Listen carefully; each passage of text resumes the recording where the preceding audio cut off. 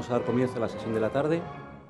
Ahora vamos a escuchar la conferencia de doña Sultana Bagnon, titulada Nuevos antisemitismos. Sultana es ensayista y crítica literaria, trabaja en la Universidad de Granada, donde enseña teoría de la literatura y literatura comparada.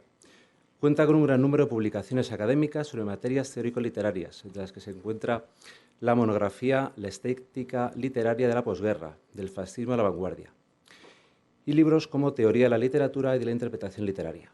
Desde 1992 trabaja también en estudios judíos. Es especialista en pensamiento y literatura del Holocausto. Entre sus contribuciones podemos destacar los ensayos Kafka y la tragedia judía y El campo y las cenizas, imágenes del Holocausto en la poesía española de la posguerra. Ha abordado asimismo cuestiones de actualidad judía en sus artículos sobre el conflicto palestino-israelí, así como en diversas aportaciones al análisis del nuevo antisemitismo. Muchas gracias. Pues, cuando quiera.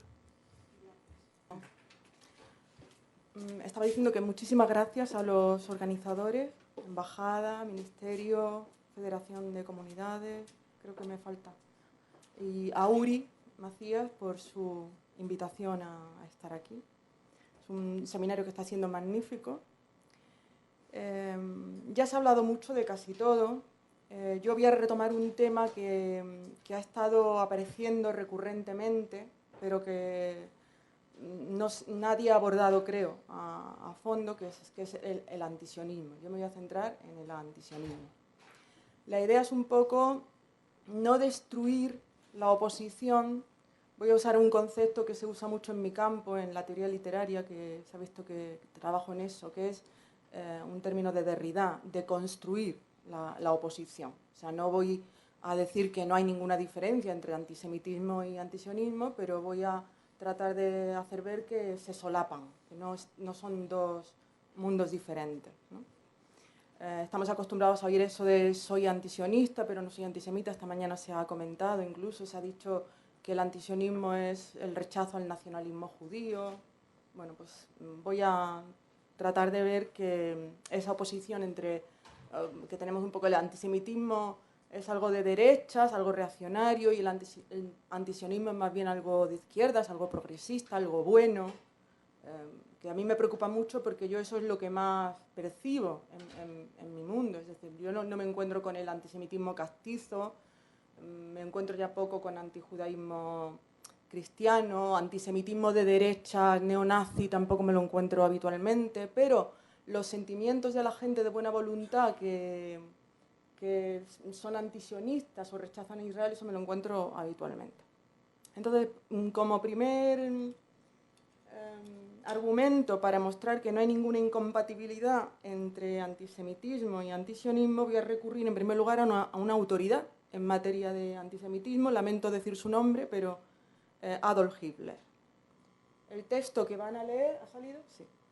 Es de Mi lucha, de Mein Kampf.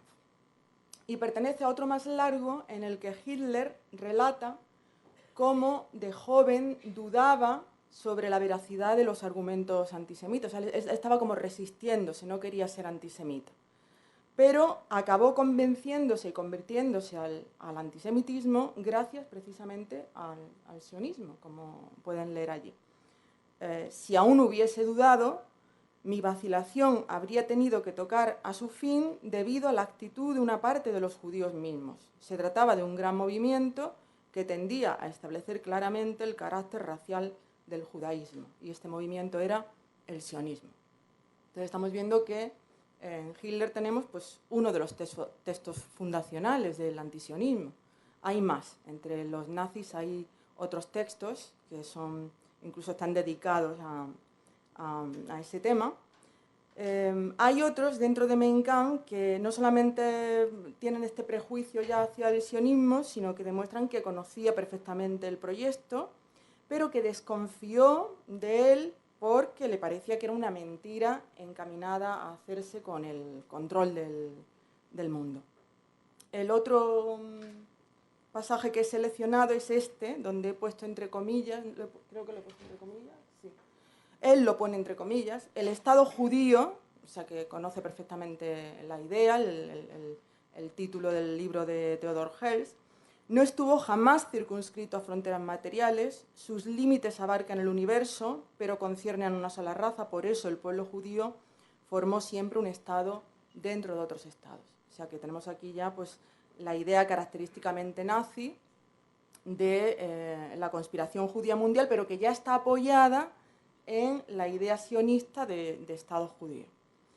Se ha mencionado ya que en esta idea de la conspiración mundial, que la trabaja Norman Cohen en el libro El mito de la conspiración mundial judía, pues es un mito que se fue gestando desde finales...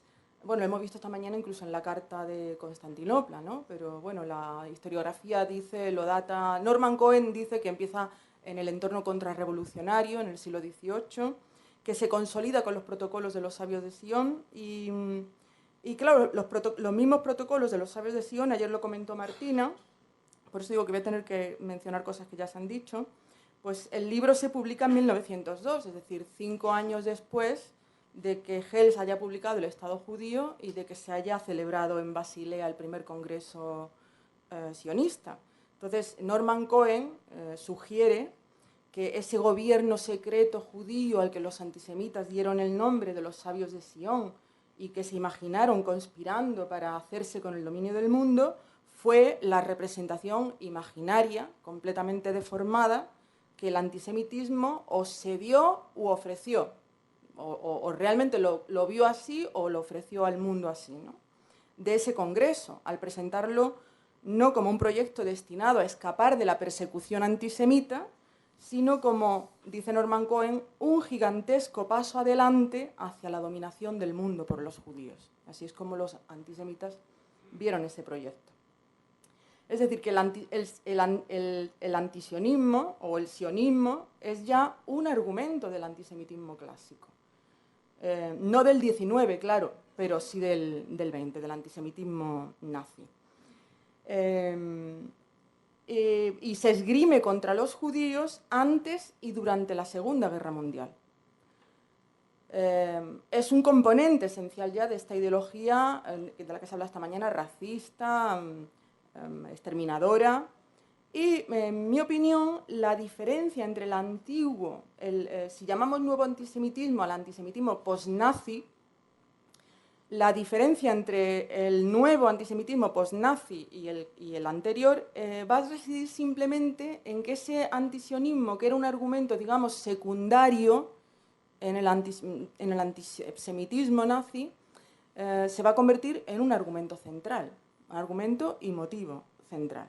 O sea, en parte porque, claro, Israel deja de ser simplemente un proyecto para convertirse en una realidad.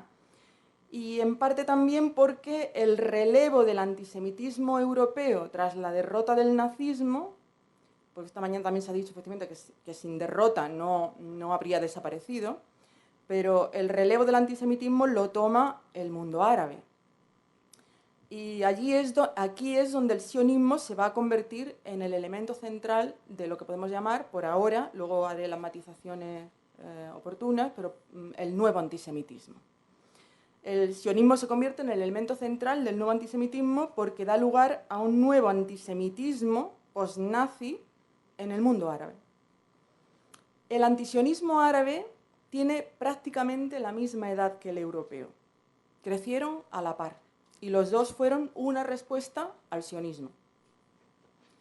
Son tan coetáneos que, como se sabe, establecieron una alianza temprana en los años de la Segunda Guerra Mundial. El episodio más conocido al respecto, que supongo que muchos conocen, es el que trata de las relaciones entre el nazismo alemán y el mufti de Jerusalén. En noviembre de 1943, coincidiendo con el aniversario de la Declaración Balfour, Heinrich Himmler, el jefe de las SS, dirigió un telegrama al mufti, al-Husseini, deseándole el más grande de los éxitos en su lucha, entre comillas, contra el judío extranjero, porque exactamente igual lo conciben los dos. Y le recordaba, a modo de mérito, que el partido nazi había incluido expresamente en su programa el punto del exterminio del mundo judío. Por su parte, al-Husseini le correspondió declarando ese mismo día que, cita textual, todo extraído de fuentes fiables, académicas, etcétera, que los alemanes saben cómo eliminar a los judíos. El idilio culminó en la famosa visita del Mufti a Berlín en marzo de 1944, es decir, en pleno exterminio, visita al término de la cual Husseini hizo unas conocidas declaraciones acerca de la comunidad de intereses entre nazis y, no sé cómo decirlo, palestinos, árabes, dijo, musulmanes, dijo en realidad. ¿Ha cambiado? Sí. Estas son las declaraciones también extraídas de fuentes fiables, los trabajos de Wistrich, de George Bensusan, de Historia del Sionismo. Los alemanes jamás han causado daño a ningún musulmán y además combaten de nuevo contra nuestro enemigo común, pero sobre todo han resuelto definitivamente el problema judío. Estos vínculos hacen que nuestra amistad con Alemania no tenga nada de provisional o condicional, sino que es permanente y duradera, fundada sobre un interés común. Es decir, que al igual que muchos actuales líderes políticos y religiosos del mundo árabo-musulmán, digo muchos, no digo todos, aclaro esto porque también voy a aclarar que todo lo que voy a decir del mundo árabe, porque además es un tema que sí que no se ha tratado estos días, todo lo que voy a decir lo digo desde el sentimiento más grande de amistad e incluso amor, pero al igual que digo que muchos actuales líderes políticos y religiosos del mundo árabo-musulmán, el mufti de Jerusalén fue ya un antisionista, que en su caso quiere decir un antisemita del mundo árabo-musulmán.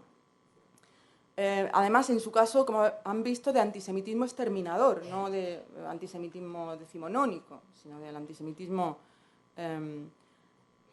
y no era comparándolo con lo que se ha hablado esta mañana, no era un antisionismo teórico, no era una construcción conceptual, teórica, de que nos oponemos al nacionalismo porque somos de izquierdas y no creemos en el nacionalismo, no. Era un antisionismo vital, tan vital como lo era el antisemitismo en Europa, es decir, de competencia por el espacio, ¿no? No estáis en vuestra tierra, no sois de aquí, sois extranjeros, nos estáis quitando, nos vais a quitar. O sea, que no es una cosa teórica. Y tampoco fue aislado en su momento histórico, no fue una cosa solamente de al-Husseini, porque se sabe que el gran error del sionismo fue calcular mal el grado de resistencia que su proyecto de instalarse en Palestina iba a encontrar de parte de la nación árabe. Lo calcularon mal, porque lo que se encontraron allí fue, en declaraciones que se encuentran en el libro de George Bensusan, por ejemplo, lo que se encontraron allí fue pues, algo muy parecido, por no decir idéntico, a lo que habían querido dejar atrás en Europa. Es decir, se encontraron un fuerte y excluyente nacionalismo árabe que de entrada y por principio se negaba a la idea de compartir su suelo con los judíos. Aclaro que esto no quiere decir que no quisieran ningún judío en su suelo. Tenían tradicionalmente una pequeña comunidad y con ella estaban muy a gusto en calidad de dhimmi, como también se ha dicho, de súbditos, pero no querían lo mismo que los antisemitas europeos no querían. No querían ni que esa comunidad creciera, por lo que se oponían incluso, no solamente se oponían a la idea de Estado judío, se oponían a la inmigración. No querían más judíos y, por supuesto, menos aún querían que los judíos tuvieran soberanía al mismo nivel que...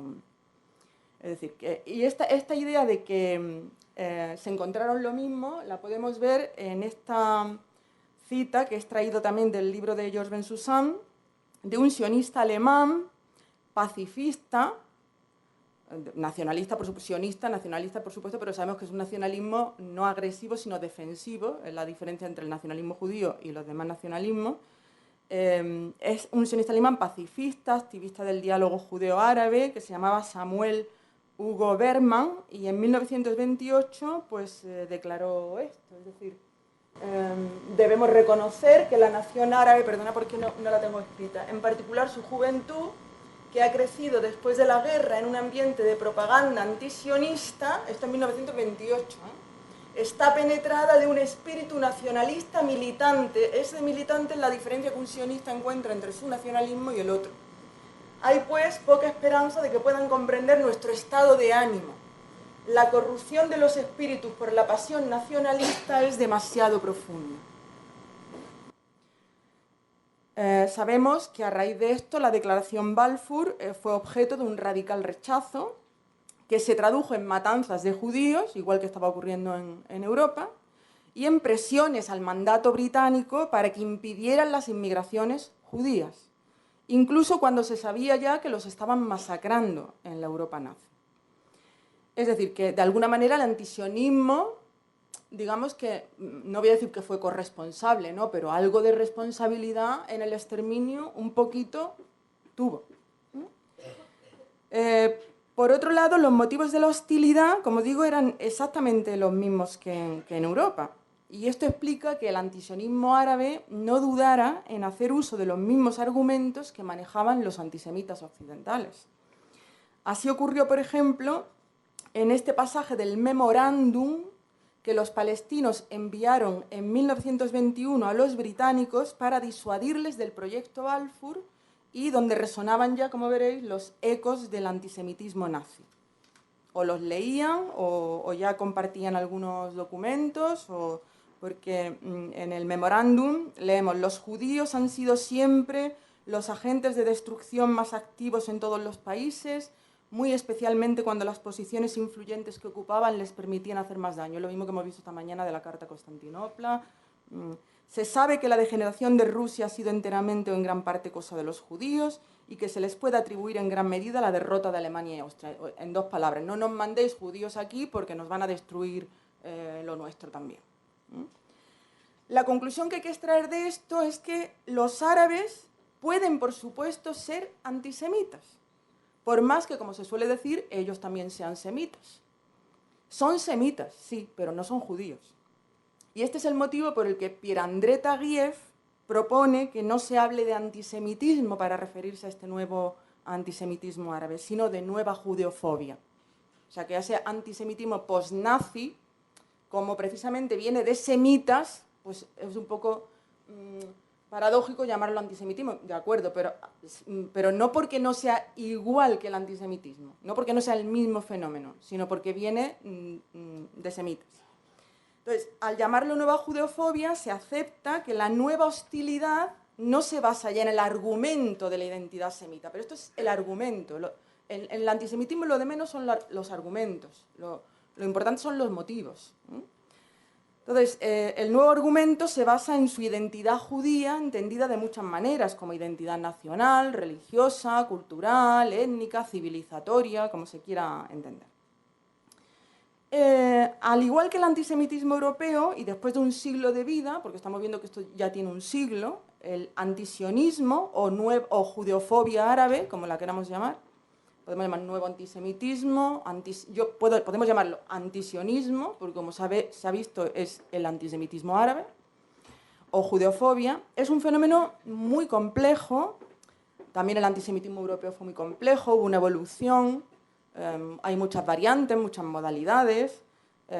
Desde su nacimiento ha estado en continua evolución, mutación incluso, pero como sus motivaciones, que es lo importante, son siempre las mismas, yo diría que se puede poner un poco de orden atendiendo no tanto a los argumentos cuanto a los objetivos.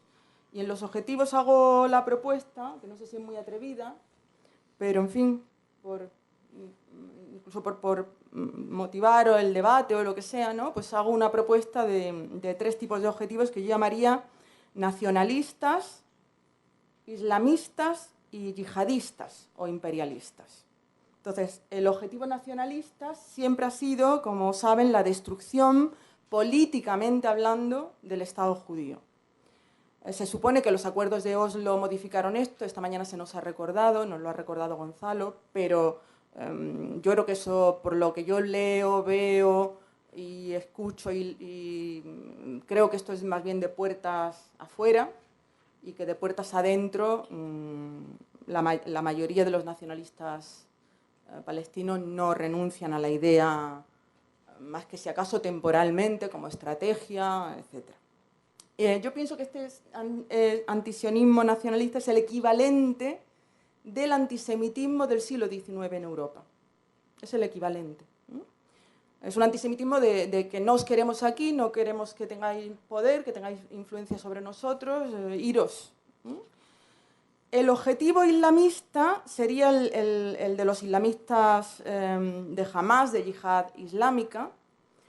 Es también la destrucción de Israel, pero ya apuntan a la eliminación de la presencia judía en suelo árabe por considerarla una mala influencia, introductora de modernidad, corruptora de las tradicionales costumbres islámicas. Esto conectaría pues, con todo lo que se ha visto esta mañana de ese otro antisemitismo que ya se va desarrollando, el de Drimon, el antisemitismo ya un poco más racista, ¿no? Y el objetivo yihadista ya sería el equivalente al nazismo, porque ya no se propone solo la destrucción política, sino física de Israel, y no solo de Israel, sino de lo que llaman el judaísmo o el sionismo internacional, en tanto que aliado del gran enemigo occidente, y es, por lo tanto, como ya lo fue el nazi, es un antisemitismo o antisionismo, como lo queramos llamar, claramente exterminador. Se trata de una ideología imperialista que, al igual que su antecesora nazi, se representa al judaísmo internacional controlando y dominando el mundo y, por tanto, disputándole al Islam ese privilegio, porque el problema es que el Islam es el Islam yihadista, por supuesto. Es el que tiene lo mismo que Hitler se representaba a la raza semita tratando de controlar el mundo, porque él era el que tenía esa ambición, ¿no? Era una proyección en sentido psicológico, ¿no? Pues aquí pasa lo mismo, es decir, en lugar de las razas aria y semita disputándose el dominio del mundo, que es como Hitler presenta la cosa en Mein Kampf, pues aquí es Islam y Occidente aliado con el sionismo. Ahora, estas divisiones son solo efectos teóricos, porque a efectos prácticos las distinciones a día de hoy no son ya nítidas, porque la reciente extensión y auge del islamismo habría provocado un importante trasvase de argumentos y de motivos desde el islamismo e incluso desde el yihadismo al campo del antisionismo nacionalista, de lo que era antes el equivalente al antisemitismo normalito del 19, ¿no? Lo que predomina hoy es una especie de híbrido nacional islamista, que las resonancias con nacionalsocialismo son intencionadas, ¿no? Un nacional islamismo, que se encuentra tanto en las filas de Hamás como en las de Al-Fatah. Por lo que yo leo en el portal MENRI, que saben que es el portal de Instituto de Investigación de Medio Oriente, lo veo también en el discurso pro-palestino del que ahora vamos a ver algunos ejemplos que predominan en las redes sociales, en los portales. Se ve que la dominante hoy es el nacional islamismo. Y a esto es a lo que precisamente más todavía llama Taguieff nueva judeofobia. ¿Por qué? Porque a diferencia de lo que ocurría en el primer antisionismo nacionalista, el normalito, aquí ya no se distingue entre sionistas y judíos. El origen de esta indistinción habría estado en la propia judeofobia árabe, alimentada durante un siglo, pues hemos visto que es un siglo, por imanes, periodistas, políticos, líderes, profesores universitarios, y que se ha convertido en una especie de koiné, de lengua común, muy presente en el lenguaje de la calle, en los portales, en las redes sociales.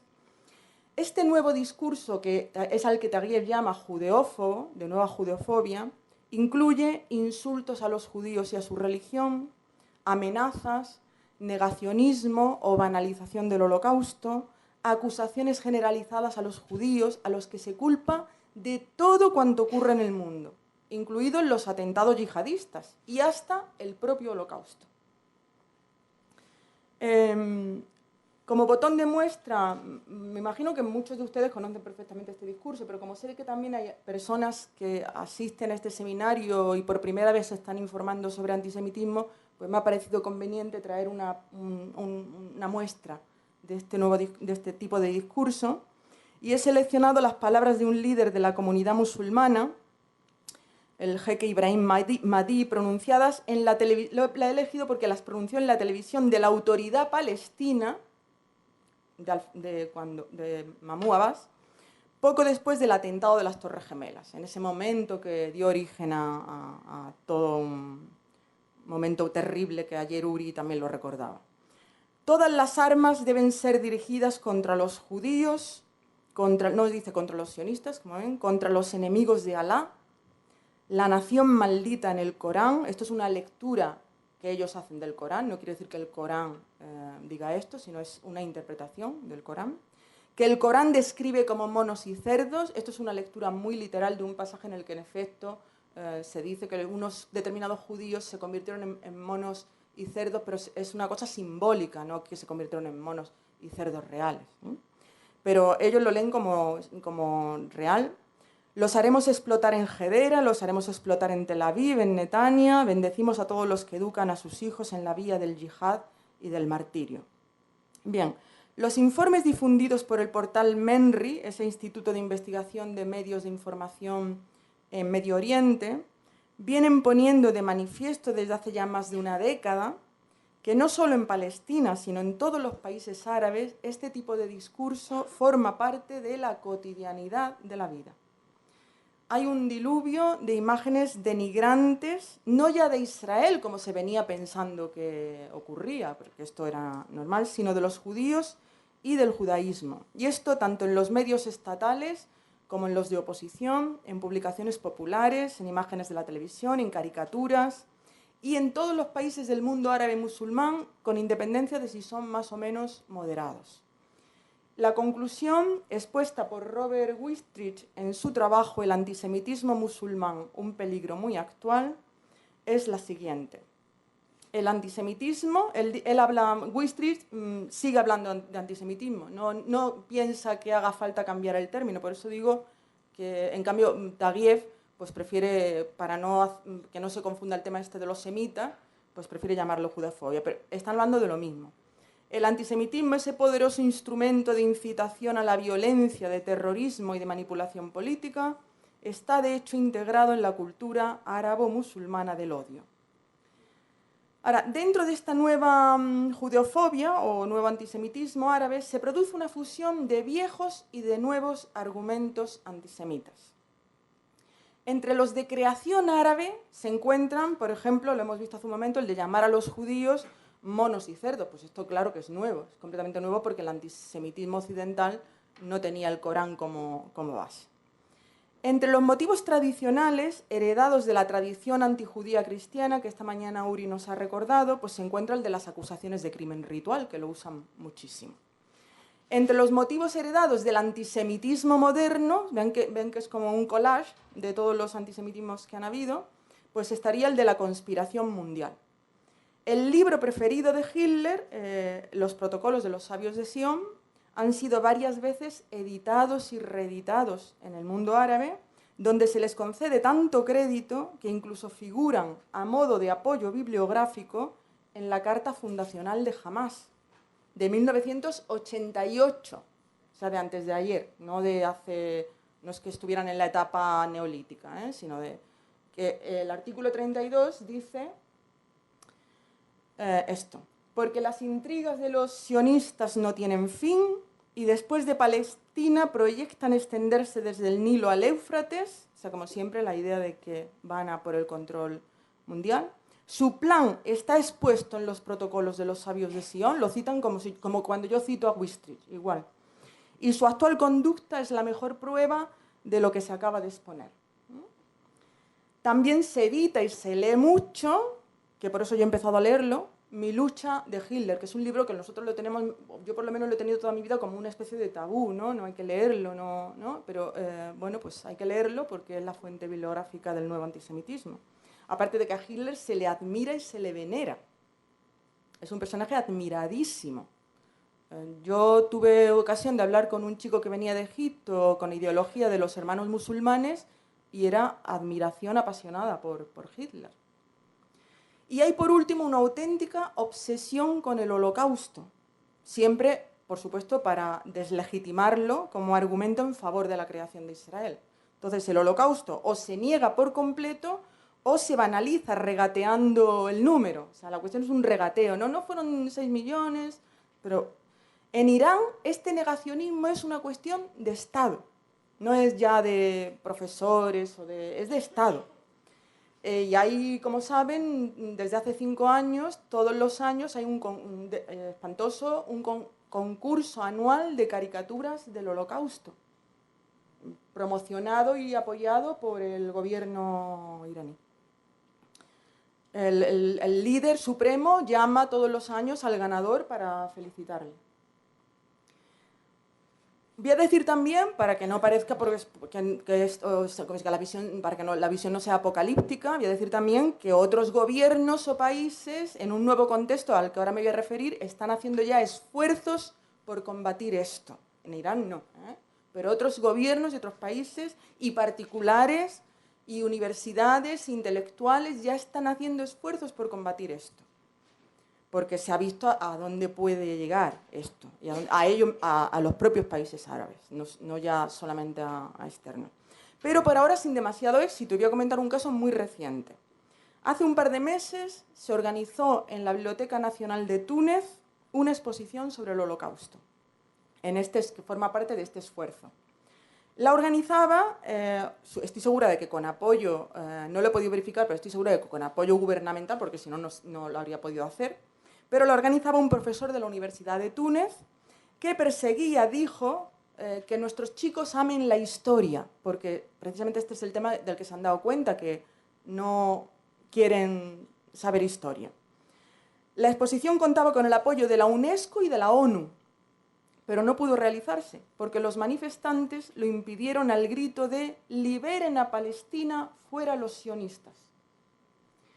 Uno de los manifestantes dijo que el Holocausto había sido perpetrado por el movimiento sionista en colaboración con los nazis. O sea que por un lado lo niegan, pero por otro lado lo aceptan, pero siempre que los judíos sean los que lo perpetraron. Y esta idea de la colaboración entre nazis y sionistas ya fue defendida en 1982 por el actual presidente de la Autoridad Palestina, cuya tesis doctoral estuvo dedicada precisamente a este tema, con ese título, la colaboración entre nazis y sionistas. No lo digo para desacreditar a Mahmoud Abbas, lo digo para que se comprenda que todo esto no ha surgido de la noche a la mañana, sino que se lleva gestando muchísimo tiempo y que por eso está muy arraigado a día de hoy.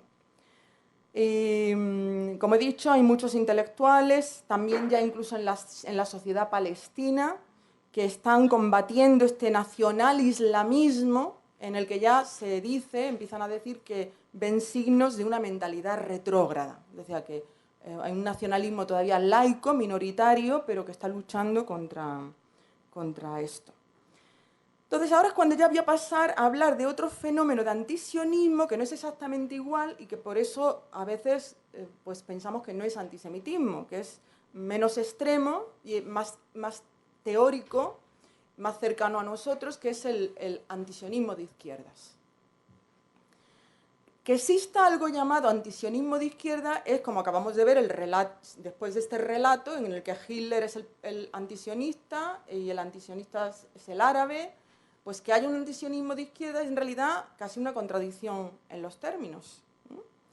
Tras el final de la Segunda Guerra Mundial, el sionismo fue un proyecto bendecido por los aliados, por la Unión Soviética, por las Naciones Unidas, por los demócratas y los comunistas de todo el mundo, incluido nuestro querido poeta Rafael Alberti, que escribió un maravilloso poema llamado Salmo por la creación del Estado de Israel, que hoy está excluido de todas sus antologías y de su obra completa.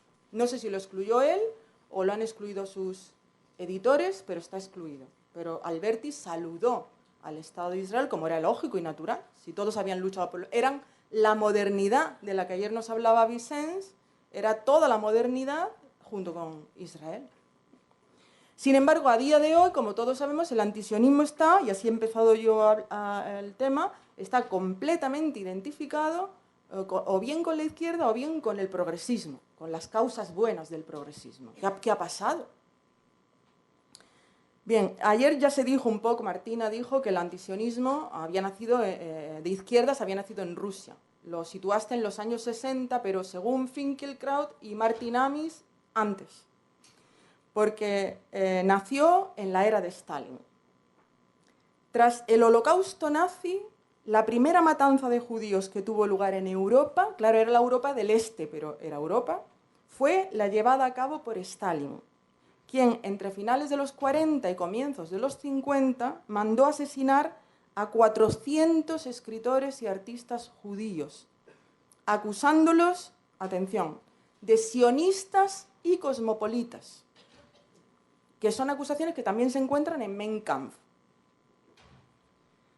Martin Amis ha atribuido todo esto a un antisemitismo encubierto de Stalin, lo cual no tendría nada de extraño porque hemos visto que el antisemitismo estaba arraigadísimo en Rusia. Pero fuese así o no, lo importante es que Stalin convirtió una ideología que hasta entonces era de extrema derecha en una ideología de izquierdas. Porque desde la Unión Soviética esta ideología se extendió al resto de los países comunistas y socialistas del mundo. Sobre todo a partir del momento, que es el que comentaba Martina, en que las alianzas se reconfiguran y el régimen soviético se alía con las naciones árabes, y Israel con las democracias y luego con Estados Unidos. Es una reconfiguración internacional. En este nuevo contexto mundial, la gigantesca maquinaria de propaganda soviética se pone al servicio de los intereses árabes. Y los intereses árabes en ese momento son arrojar a los judíos al mar. Son destruir políticamente hablando el Estado de Israel. Por eso, el mayor éxito de la coalición Unión Soviética-Países Árabes fue la famosa resolución de 1975 por la que las Naciones Unidas declararon el sionismo una forma de racismo. Ese es el gran triunfo. Pero, atención, que fue anulada por otra de 1991 que coincidió no casualmente con la disolución de la Unión Soviética, el deshielo y enseguida el restablecimiento de relaciones diplomáticas con Israel. O sea, la URSS cambia y se acaba la resolución sobre el racismo. O sea, era racismo mientras la URSS quería que fuera racista. Entonces, termina ese periodo y deja de ser racista. Visto así, ya no habría motivos para el antisionismo de izquierdas. O sea, si Rusia se desdice, que es la que lo configuró el tema, pero claro, lo sembrado durante tantos años no se anula de la noche a la mañana. Entonces, para ilustrar sobre lo que se sembró en esos años, voy a usar un ejemplo español que fue el que yo usé en mi juventud para enterarme de por qué mis compañeros y colegas de la Facultad de Letras eran todos tan antisionistas. Entonces yo ni idea de lo que era el antisionismo. Yo más bien me había formado en sionismo, no en antisionismo. Entonces pues me compré este librito que se llamaba El sionismo, una forma del imperialismo. Su autor era Joaquín Bollo Muro, pero podría haber sido cualquier otro, porque es como un sujeto intercambiable, ¿no? Un antisionista de izquierdas al estilo comunista de entonces. Es decir, esto es un piropo, un elogio. Es serio y argumentativo. Pero, pese a eso, su discurso contenía ya todos los tópicos que a día de hoy siguen siendo los del antisionismo de izquierda, una especie de decálogo del buen antisionista. El primero de los tópicos, que sigue muy vigente, era justamente, es decir, no debía confundirse antisionismo con antijudaísmo. Era un libro antisionista, pero no era un libro antijudío. Eso fue lo primero que yo aprendí del antisionismo, que no era ser cosa que me tranquilizó mucho, porque claro, yo en aquel momento pues dijo, pues menos mal, ¿no? El segundo tópico es, o más que un tópico, esto es una constante. La constante es la inversión. O sea, ¿cómo se justifica que hemos sido amigos de Israel y ahora dejamos de serlo? Pues el argumento es siempre la inversión. Es decir, se atribuye a los palestinos las cualidades o las experiencias que antes hacían o le correspondían a los judíos o a los israelíes. Y aquí, para que vean que los argumentos son cambiantes, como era este momento, el momento de la alianza URSS-Naciones Árabes, no eran solo los palestinos. Para que vean que la cosa no es... allí había que ponerse... o sea, el libro arrancaba con una mención a la lucha de los pueblos árabes, y en especial la del pueblo palestino, por su supervivencia. Esta es la inversión, porque hasta entonces los que habían estado luchando por su supervivencia habían sido los judíos. Pero ahora de repente eran las naciones árabes y sobre todo los palestinos los que luchaban por su supervivencia. Primera inversión. Tercera inversión, transformación del pueblo judío de víctima en verdugo. Esto no lo decía todavía así porque estoy diciendo que en modalidad racional. Entonces, este lo decía más moderado, decía, si los progresistas le estaban retirando sus simpatías a los judíos era porque esa simpatía había tenido por objeto a los judíos no en tanto que judíos, sino en tanto que seres perseguidos o discriminados. Entonces, como ya no eran seres perseguidos o discriminados, esto lo estaba haciendo al mismo tiempo que hemos visto lo que estaba ocurriendo en los países árabes, pero se suponía que ya los israelíes no eran perseguidos ni discriminados. El cuarto, este es el específico del antisionismo de la Guerra Fría, el de la alianza entre antisionismo e imperialismo americano, que es el que ha recordado esta mañana Gonzalo, y es verdad que se decía pues, que efectivamente que era como un instrumento del imperialismo allí, ¿no? Este argumento lo sigue manejando la izquierda comunista tradicional, pero ya combinado con los nuevos, ¿no? Ya este argumento, así como lo ha comentado Gonzalo esta mañana, ya nadie lo usa. Ese no es el antisionismo que ahora nos preocupa. El quinto era el del racismo, sionismo como racismo, pero el autor le dio una formulación muy original. El sionismo como antisemitismo, que ya es rizar el rizo. Era un antisemitismo, lo argumentaba, porque al irse de Europa para fundar Israel, los sionistas habían aceptado tácitamente la tesis antisemita de que no podían vivir en las naciones donde habían nacido, ¿no? O sea que esto es la manera de argumentar. Bien, esto, claro, ¿qué decimos? Pues sí, pues Gonzalo tiene razón. Esto así, en sí mismo así, esta construcción teórica, esto no es antisemitismo. Esto es antisionismo de izquierdas. Pero ¿qué pasa con este antisionismo de izquierda? Pues que sin ser en estricto sentido antisemita, vamos, sin saber que es antisemita, porque lo que ellos están haciendo es justificar el antisionismo árabe. Pero sin saber que son antisemitas, generan antisemitismo. Y como ejemplo de esto voy a citar dos textos ya actuales extraídos del portal Palestina Libre, órgano de expresión del Comité Democrático Palestino Chile. Chile es efectivamente uno, no sé si me parece, también se ha dicho estos días aquí, me ha parecido, que Chile es uno de los países en los que ahora mismo la cosa está muy fea y basta con consultar estos portales. Porque vamos a ver cómo se reproduce el mismo argumento que acabamos de ver, dicho por Joaquín Boyo Muro, racional, argumentado, aquí versión visceral. El sionismo, en mi opinión, es decididamente una forma de antisemitismo. Claro, este señor de Palestina Libre no lo diría si no fuera porque ya se ha dicho. La peor, porque destruye al judío desde adentro, ya te mete el judío, cosa que Boyo Muro no habría hecho. Esta es la diferencia.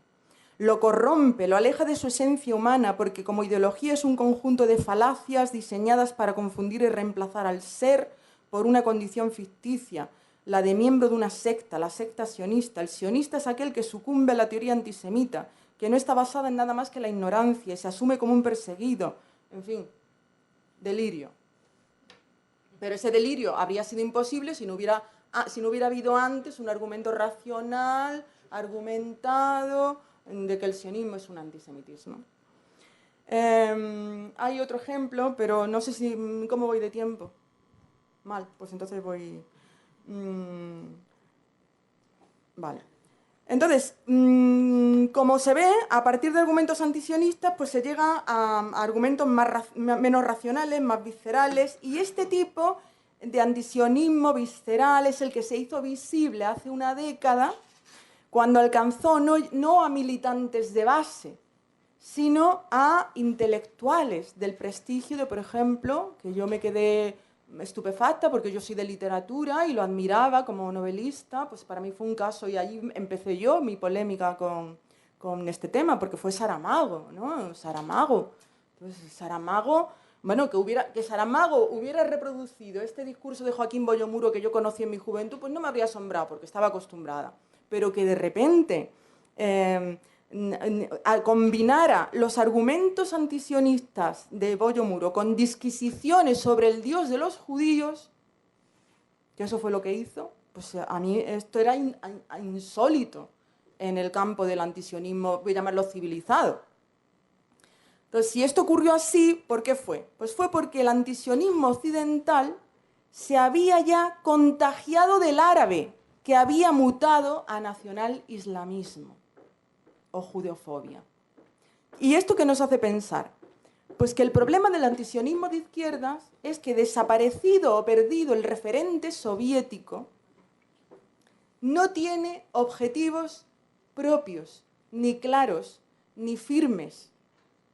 Es un discurso que va a remolque del discurso palestino. Si el discurso palestino es nacionalista, el discurso antisionista de izquierda es nacionalista. Pero si el discurso palestino muta a nacional islamismo y habla del Dios de los judíos, el discurso occidental empieza a hablar del Dios de los judíos. Por lo tanto, yo diría que su objetivo se reduce a uno: apoyar de manera incondicional a los palestinos en sus reivindicaciones. Entonces esto los ciega. Es lo mismo que es, no es tanto que haya una fobia, que hay, ¿no? Pero no es, sino el apoyo incondicional a los palestinos. Y explica esto también, que en ese momento no dudaran en ponerse del lado palestino, incluso en los momentos en que estaban cometiendo atentados suicidas. Ninguno de estos intelectuales aprobó los atentados, pero los justificaban. Lo justificaban porque el argumento era o bien político, es decir, la ocupación, que por cierto ellos entienden ocupación, territorios del 67, pero no saben que están traduciendo ocupación en sentido mucho más amplio, ¿no? O bien el argumento moral, la desesperación. Entonces, con estos argumentos, Rosa Montero, Saramago, Luis García Montero, que son referentes míos de mi juventud, de izquierdas, ¿no? Ahora, en este momento estamos en un momento diferente, porque la ruptura entre Hamás y Al-Fatah ha ocasionado una quiebra de la unidad nacional islamista y, por tanto, también del discurso nacional islamista, que se sigue cultivando de puertas adentro y sigue siendo predominante de puertas adentro. Pero de puertas afuera, con toda la comunidad internacional luchando conjuntamente contra la amenaza yihadista, la estrategia de la década pasada, la estrategia del terrorismo apoyado por el discurso nacional islamista, a día de hoy me da la sensación de que es inviable de puertas afuera. Por eso el antisionismo por eso hoy intelectuales, ya es muy más difícil que intelectuales serios se pronuncien a favor de Hamás o que comparen a Israel con los nazis. Esto se ha mitigado, lo que nos da una sensación un poco de, después de la terrible década pasada, da una sensación como de tranquilidad, se ha mitigado el problema. Pero no quiere decir esto que la cosa se está mutando, está cambiando de piel de nuevo. Porque el nuevo discurso para Occidente, que por eso ayer le preguntaba yo a Gabriel por la traducción esa del árabe, ¿no? Porque el nuevo discurso está recuperando la factura nacionalista, puramente laica, del originario nacionalismo palestino. Porque así es como se presenta el discurso del BDS, del boicot. El discurso del boicot, visto en la versión española, no digo en la árabe, pero en la versión española, es un discurso nacionalista, laico, quiero decir, no acusa de nazis a los judíos, no maneja argumentos como el holocausto no ha existido, no hablan de holocausto, ni siquiera hablan de arrojar a los judíos al mar.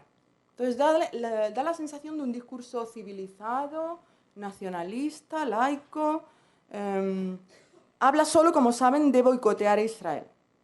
Y bueno, yo quería dedicar un poquito del final a este tema del BDS, pero también me he dado cuenta a lo largo del día de ayer que es un tema que se conoce, por tanto, si no puedo hablar del tema, pues no, lo digo por el tiempo. Lo que me digáis.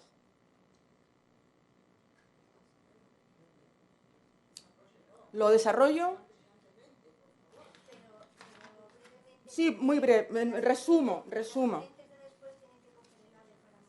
Voy a resumir. Bueno, saben que la idea es boicotear a Israel. No, como digo, no hablan ni de arrojar a los judíos, boicotear a Israel. El argumento es que Israel es un estado colonial de ocupación y apartheid. Y el BDS se inspira, esto también da una sensación de una cosa civilizada, se inspira en la lucha contra el apartheid en Sudáfrica. Y Nelson Mandela los apoya sin reservas. Y en el documento fundacional llamaban a las organizaciones a imponer amplios de manera similar a las que se aplicaron a Sudáfrica en la época del apartheid. O sea que el modelo ya el modelo no es la resistencia, el gueto de Varsovia contra los nazis, ahora es luchar contra el apartheid sudafricano. Pero mi sensación, una vez que lo he analizado y más con lo que ayer dijo Gabriel, es que se trata de una nueva estrategia palestina, apropiada para el momento. Es decir, en este momento no se puede seguir usando una estrategia nacional islamista y, por tanto, vamos a darle una apariencia pacifista y civilizada a nuestras reivindicaciones. No acusa a Israel de nazismo, pero lo acusa de apartheid. Por lo tanto, lo sigue acusando de racismo, que es una resolución que hemos dicho que la ONU ya anuló.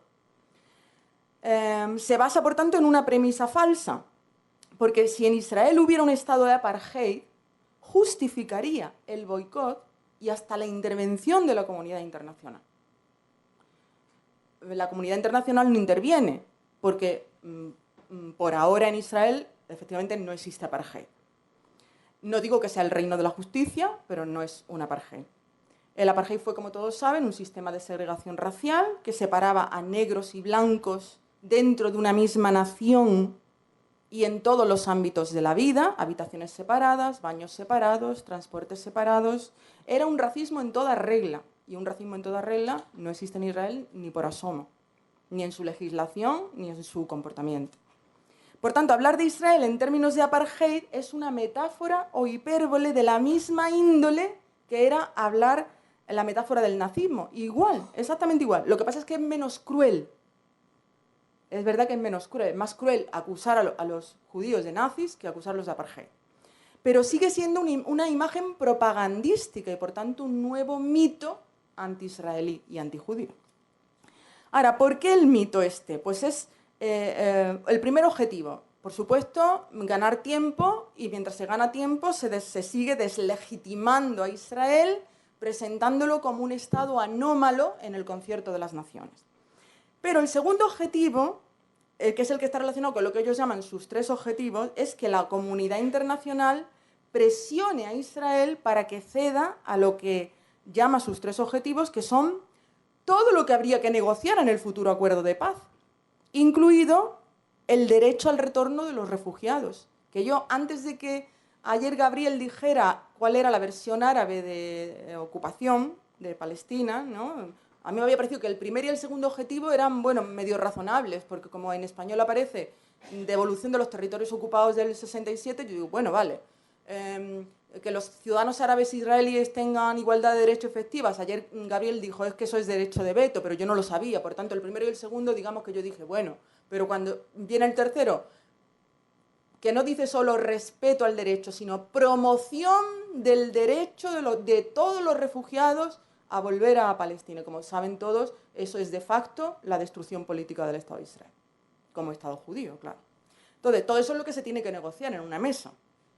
Por tanto, relacionado con eso está también la petición de Mahmoud Abbas de que se reconozca a Palestina unilateralmente, sin necesidad de negociar. O sea que el nuevo discurso es este: reconózcannos y dennos todo lo que hizo que las negociaciones se encallaran en su momento. Pues ahora se presiona a la comunidad internacional para que, sin pasar por la mesa de negociaciones, se les dé. Y mientras tanto, claro, la comunidad internacional no pasa por aquí porque opta, como Israel, mejor por una solución negociada y duradera. Pero para eso hay que vencer y desarmar a Hamás. Y este es el tema que precisamente la autoridad palestina no se plantea. Por tanto, la estrategia es la misma, o sea, la misma de la pasada década, pero expuesta en términos civilizatorios. ¿Qué pasa en España? Pues en España sabemos que hay un líder de un partido nacional que, aunque le gusta mucho el nacionalismo catalán, pues no le gusta el nacionalismo judío. Qué curioso, ¿no? Pablo Iglesias, ¿no? O sea, esto lo digo por contestar lo de que Gonzalo ha dicho esta mañana, es que a los antisionistas que no les gusta el nacionalismo judío, vaya, y el nacionalismo catalán sí les gusta. Entonces, el mismo, este señor que tiene esa colaboración en Hispan TV, en la cadena de televisión iraní, que ha hecho ya declaraciones nacional islamistas en la pasada, hace unos años, cuando todavía el discurso nacional islamista estaba en boga, pues él las hizo, pero ahora ya se suma a este nuevo discurso y piden en el punto del programa electoral que dedica expresamente al conflicto, habla de reconocimiento del Estado palestino y exigencia de la devolución íntegra de los territorios ocupados con Israel. Entonces, es un discurso que copia el del Estado palestino, el de la Autoridad Palestina. Voy a terminar ya. El alcalde de Cádiz canceló en apoyo a Palestina una muestra de cine israelí que iba a celebrarse en su ciudad el pasado septiembre, y esto era algo acorde con otra decisión previa adoptada en agosto de 2016 por la que su ayuntamiento se adhirió a lo que el BDS llama, quería decirlo, no me quería ir sin decirlo, espacio libre de apartheid israelí. Espacio libre de apartheid israelí tiene unas reminiscencias que no se les pueden escapar a estos señores, es imposible, porque ellos saben muy bien el uso de estas expresiones, una reminiscencia de la expresión nazi, espacio libre de judíos, o Judenfrei, que designaba las áreas que se iban quedando libres de presencia judía durante el Holocausto. O sea que incluso eso que antes hemos dicho, bueno, por lo menos no son tan crueles, ya no nos llaman nazis, ¿no? Nos llaman nada más que sudafricanos apartheid, pero no nos llaman nazis. No, pero al final dicen espacio libre de apartheid israelí, la misma crueldad, ¿no? De la reminiscencia de espacio libre de judíos. Porque son conscientes, porque el BDS no pide que Europa se convierta en un espacio libre de judíos, pero sí en un espacio libre de Israel. Es decir, en un espacio del que el Estado de Israel sea completamente excluido.